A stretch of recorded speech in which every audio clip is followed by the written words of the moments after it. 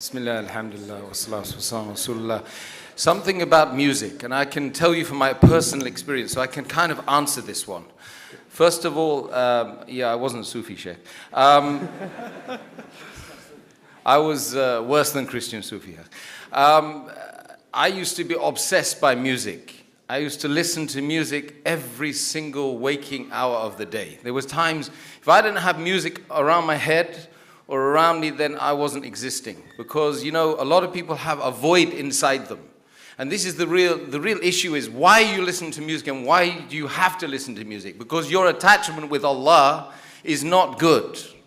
Your attachment with the deen of Islam is not good. So what happened for 3 years as a Muslim, I was still listening to this music. You know, Tchaikovsky, Beethoven, Mozart, and all of the others, Shostakovich, some names you never even heard of probably.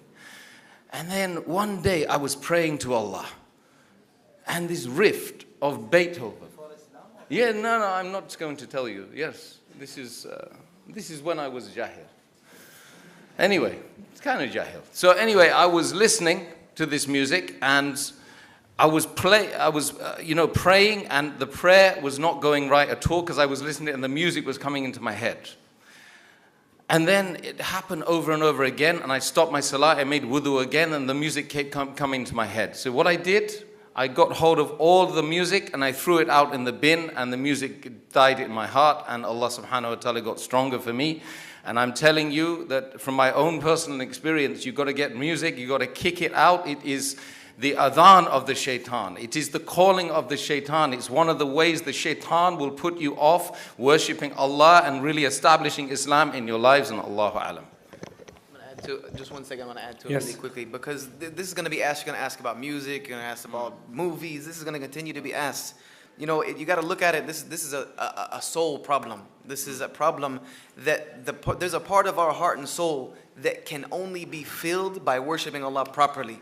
And when you don't do that, you will have that gaping hole inside of you. So what do people do? They try to fill it with other things. Music, gambling, drugs, alcohol. I mean, it just destroys people because they're trying to fill something inside themselves, which Allah has told us can only be filled through His remembrance. The heart would only find rest through remembering Allah. Everything else will only further agitate it. So you have to keep doing it more and more and increasing.